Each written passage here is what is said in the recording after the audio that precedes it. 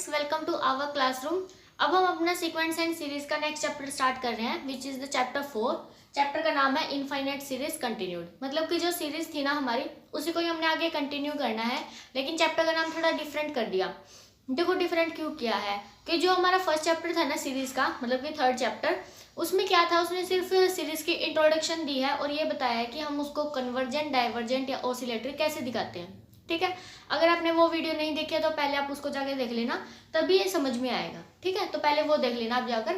तो देखो यहाँ पे क्या कहा गया है। अब हम इस चैप्टर में करेंगे क्या, जो हमने पिछले चैप्टर में किया है थर्ड चैप्टर में, उसमें हमने सिर्फ बिल्कुल सिंपल सी सीरीज देखी है और उनकी कन्वर्जेंट डाइवर्जेंस चेक कर ली। ठीक है, लेकिन कुछ सीरीज ऐसी होंगी जिनको ना हम ऐसे डायरेक्टली अप्लाई नहीं कर सकते। जो हमारी वो 2-3 थ्योरम्स थी वो सारों पे अप्लाई नहीं हो सकती। ठीक है, तो कुछ है ना हमें टेस्ट लगाने पड़ते हैं। वो सारे के सारे टेस्ट हैं वो किस में है, हमारे नेक्स्ट चैप्टर ना, जिसमें इस वाले में। ठीक है, इस वाले चैप्टर में हमारे पास बहुत सारे टेस्ट अवेलेबल हैं, जिससे हम क्या बता सकते हैं कि जो हमारी सीरीज है वो कैसी होगी, कन्वर्जेंट होगी या डाइवर्जेंट होगी। ठीक है, और ध्यान रखना ये टेस्ट सिर्फ हमें ये बताते हैं कि हमारी सीरीज कन्वर्जेंट है या डाइवर्जेंट है, ये नहीं बताते कि किस नंबर पर कन्वर्ज करेगी। ठीक है, हमें पर्टिकुलर लिमिट वैल्यू नहीं देंगे, वो हमें सिर्फ ये बताएंगे कि उसका बिहेवियर कैसा है, इट इज कन्वर्जेंट और डाइवर्जेंट। ठीक है, और यहाँ पर ना देखो, ये जो हमारा चैप्टर है इसमें सिर्फ हम कैसी टर्म्स पढ़ेंगे,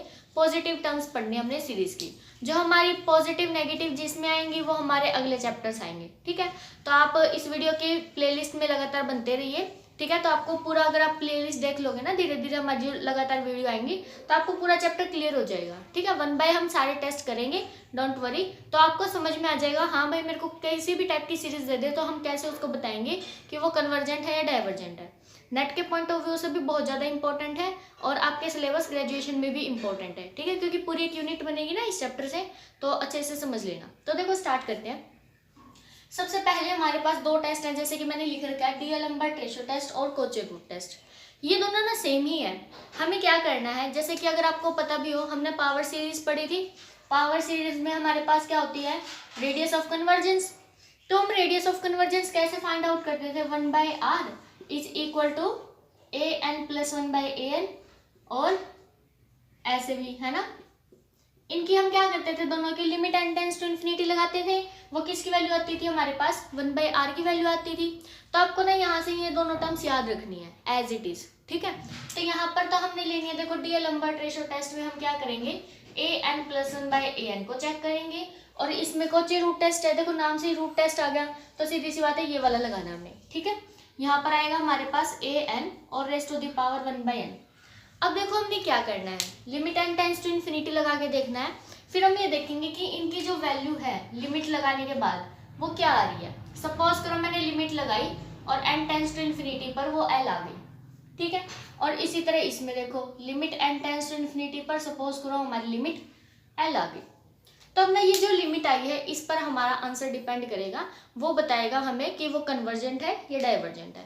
हमें सिर्फ nth टर्म लेनी है, nth टर्म की हमने लिमिट फाइंड आउट करनी है अकॉर्डिंग टू दैट। ठीक है, फॉर्मूले लर्न होने चाहिए आपको।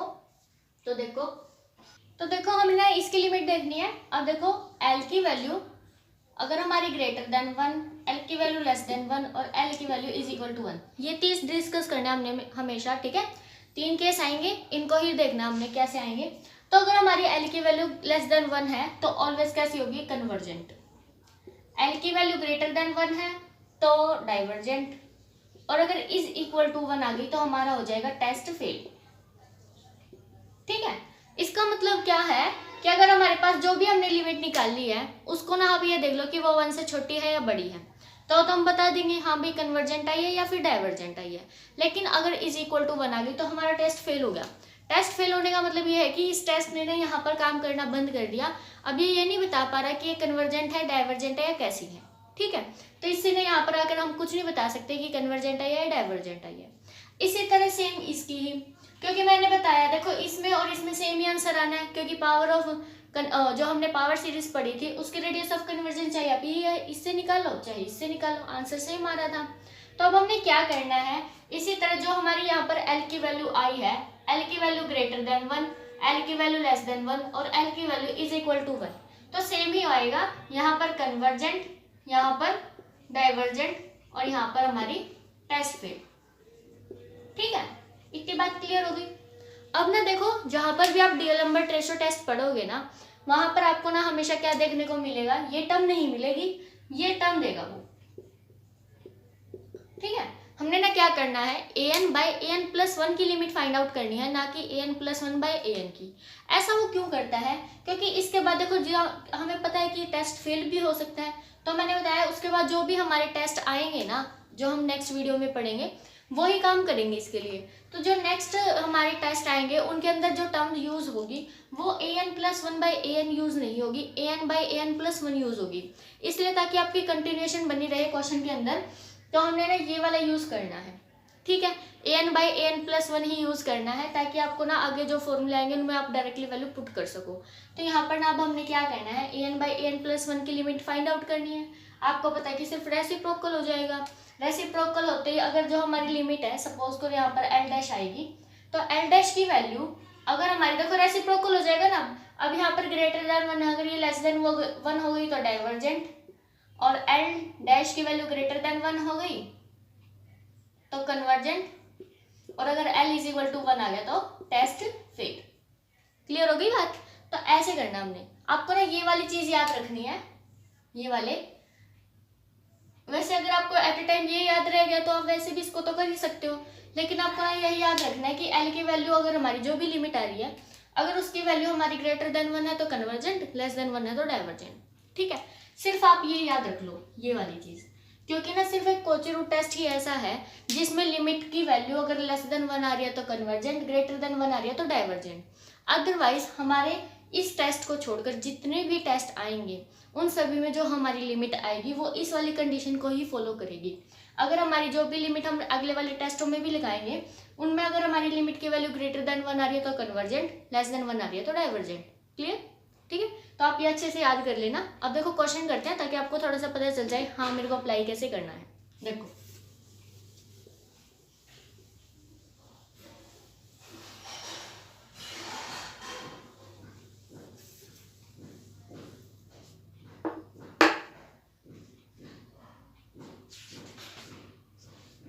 देखो फर्स्ट एग्जांपल लिया है, उसने क्या कहा, test the convergence of series. हमारे पास सीरीज गिवन है 1 factorial by 5, 1 factorial by 5 plus 2 factorial by 5 raise to the power 2, फिर 3 factorial by 5 raise to the power 3 and up to so on.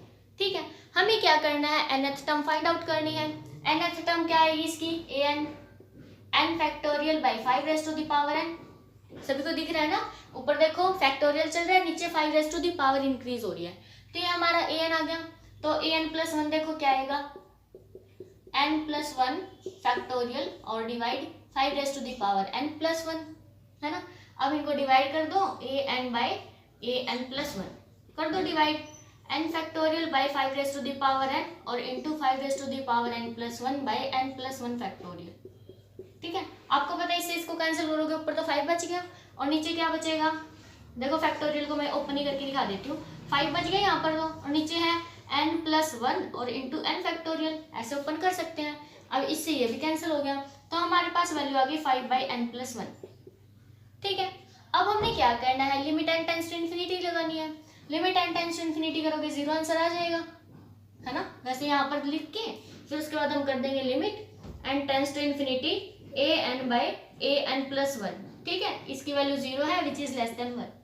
ठीक, तो हमने क्या पढ़ा था, अगर हमारी जो लिमिट है अगर वो लेस देन 1 आ जाती है तो डाइवर्जेंट, अगर ग्रेटर देन 1 थी तो कन्वर्जेंट। तो ये जो हमारी सीरीज है उसको हम क्या कहेंगे, this is the divergent series not convergent. Clear हो गई। ठीक है, इसी तरह एक क्वेश्चन हम इसका गौर कर लेते हैं कोची रूट टेस्ट का, उसके बाद आप ट्राई कर लेना क्वेश्चन।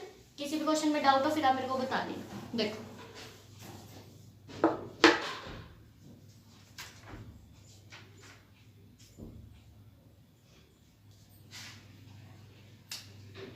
देखो बिल्कुल फर्स्ट एग्जांपल है, उसने क्या दिया है हमारे पास, समीशन n फ्रॉम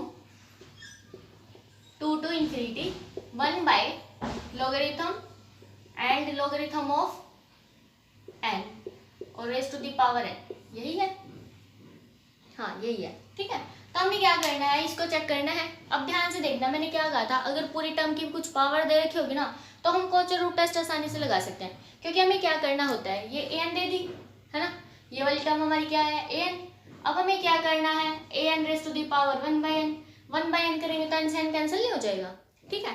तो यहाँ पर कोची रूट टेस्ट लगा सकते हैं हम। वैसे अगर आप चाहो तो डीएलएम्बर्ट रेशो टेस्ट भी लगा सकते हैं, लेकिन वो थोड़ा ना कॉम्प्लिकेटेड हो जाएगा, इसलिए कोची रूट टेस्ट इसी के साइड में ही तो चलता है, सेम सेम ही होते हैं ना ये, ठीक है। तो आप ऐसे लगा सकते हैं। और यहाँ पर ध्यान रखना n की वैल्यू 2 से स्टार्ट है, क्योंकि आपको पता अगर n की वैल्यू 1 होगी तो log 1 0, log 1 0 नीचे डिनोमिनेटर में होते ही वो गड़बड़ कर जाएगा ना, ठीक है, डिफाइन नहीं होगा ना यहाँ पे। तो इसलिए हम उसने सीरीज की वैल्यू 2 से स्टार्ट कर रखी है, वो कुछ फर्क नहीं पड़ता 1 से या 2 से, वो अपने आप ऐसे देता है कि कोई फर्क ना पड़े और हमारा जो फंक्शन है वो डिफाइन हो अच्छे से, ठीक है। डिफाइन करने के लिए उसने 2 से स्टार्ट कर दिया। अब देखो ये हमारी an है और इसकी पावर जब हम 1/n करेंगे तो क्या बचेगा, logarithm and logarithm of n, ये वैल्यू आ गई।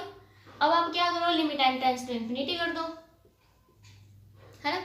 Limit n tends to infinity करेंगे, देखो क्या आएगा, an raise to the power 1/n is equal to 1 by logarithm and logarithm of infinity, यही वैल्यू आएगी। और आप इसकी वैल्यू कैलकुलेट करोगे 0 आ जाएगा, ठीक है। और 0 क्या होता है, लेस देन 1। लेकिन कोची रूट टेस्ट क्या कर रहा था, डीएलएम्बर्ट रेशो टेस्ट का इन्वर्स हो रहा था, क्योंकि हमने क्या कर दी थी, टर्म्स को रिवर्स कर दिया था। तो हमने जैसे पिछला क्वेश्चन किया है ना, उसमें हमारी लिमिट 0 आई, 0 लेस देन 1 थी, तो हमारी जो सीरीज थी वो कैसी आ गई थी, डाइवर्जेंट। ये कैसी आएगी, कन्वर्जेंट, ठीक है। आपको लर्न रखना है कि सिर्फ कोची रूट टेस्ट में ही ऐसा है कि हमारी लिमिट अगर लेस देन 1 आ रही है तो कन्वर्जेंट है, बाकी सभी टेस्ट में क्या आएगा, अगर हमारी लिमिट है ना ग्रेटर देन 1 आएगी तभी कन्वर्जेंट होगा, लेस देन 1 पे डाइवर्जेंट होगा। क्लियर, ठीक है। ज़्यादा फास्ट तो नहीं बोली, स्लो करके सुन लेना, ठीक है। तो सभी को क्लियर हो गया होगा। इसी तरह से आप बाकी क्वेश्चन ट्राई कर सकते हैं। ये तो मैंने थोड़े सिंपल से करवाए हैं, कोई बात नहीं, आप और करके देख लेना, ठीक है। और किसी क्वेश्चन में डाउट हो तो बता सकते हैं आप, नहीं तो मैं अगले टेस्ट करवा दूँगी, ठीक है, नेक्स्ट वीडियो में। Thank you for watching.